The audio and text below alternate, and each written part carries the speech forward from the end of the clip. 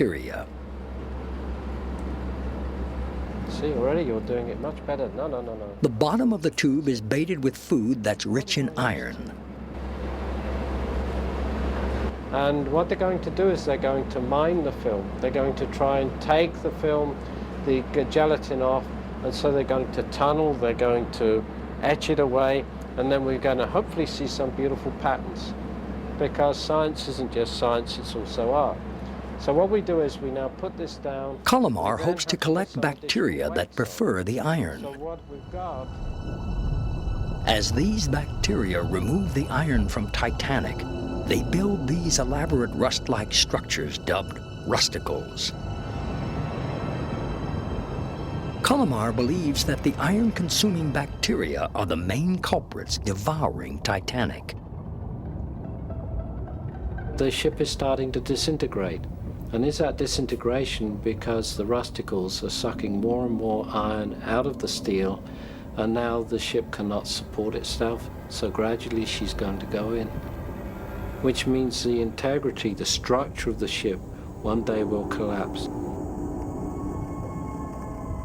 What Colomar hopes to do is determine how much of the Titanic has been eaten by the microbe-infested rusticles. What's frustrating me is, how fast are they growing? How fast are they extracting the iron from the plates of the Titanic? How long will the Titanic last?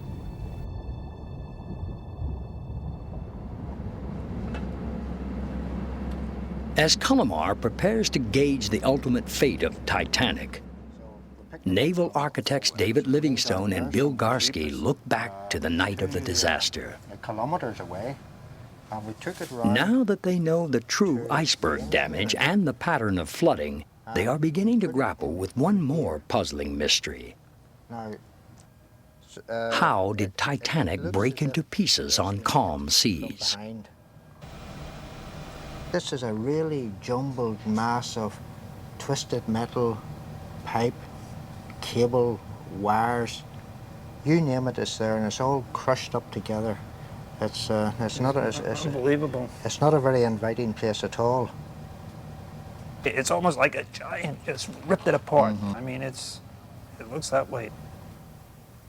When the revelation came that the ship was broken in two, it was absolutely astounding to us because of the weight, the credence that we had given the historical reports, and in particular the two investigations that had found that the ship had sank largely intact. In testimony, all the surviving officers said Titanic sank intact. Others saw the ship break into pieces. Why does history offer such a puzzling account filled with inconsistencies?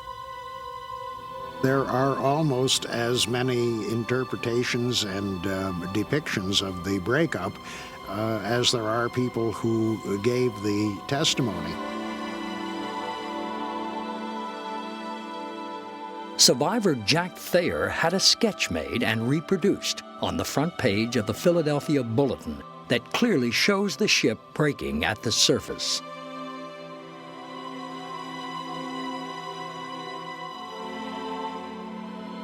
Other testimony depicts the ship breaking when it was underwater.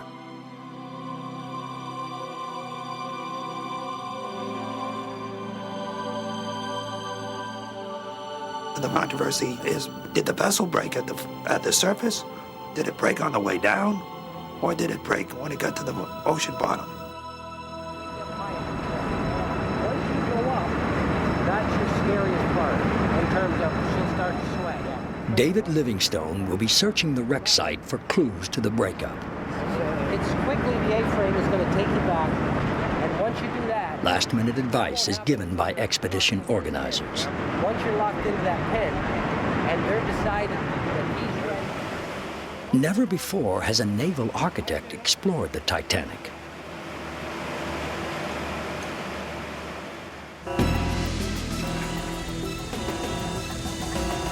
Besides being a naval architect, I think any engineer would be fascinated.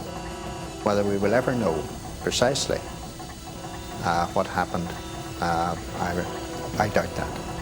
I think we can make a guess at what might have happened and in the order in which it might happen.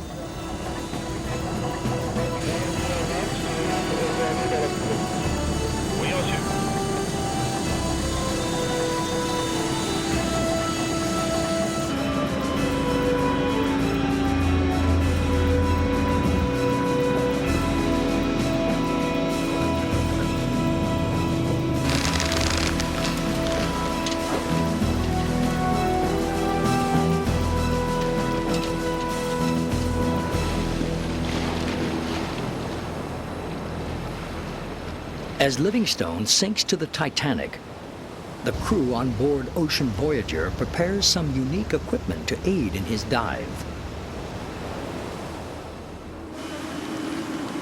4 specially designed underwater light towers will shine a blazing spotlight on the wreck.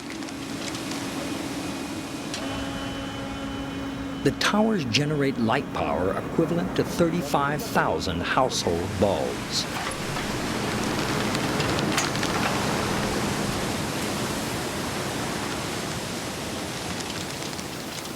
One half-ton of chain will carry the lights to the bottom of the North Atlantic. Giant lift bags will pull the lights back to the surface once the chains are released.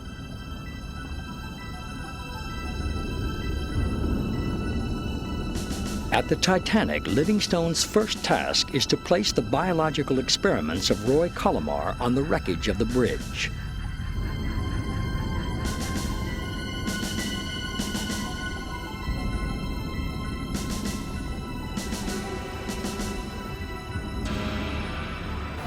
So those are some instruments and tests that we have to place,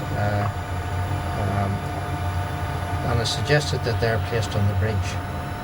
That's the blue. Okay.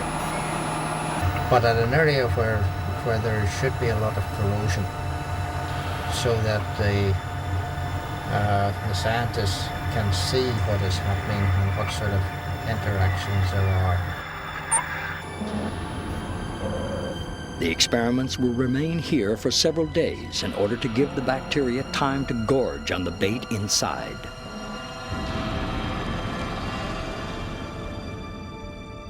Livingstone slowly moves from the bow to the stern.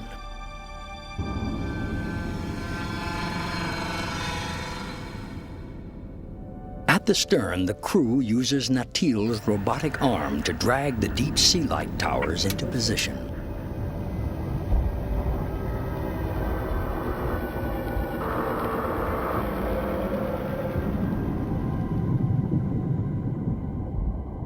We have just moved away a little bit, and we have asked the command to turn on exterior lights to the submarine.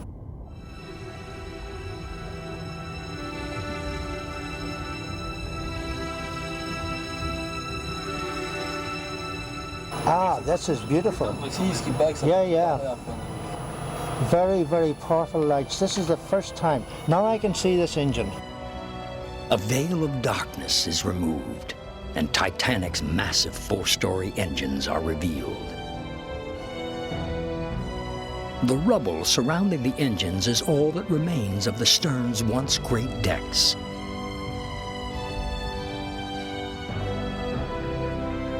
Livingstone begins to inspect the jagged edges and confusing shadows for clues to the breakup.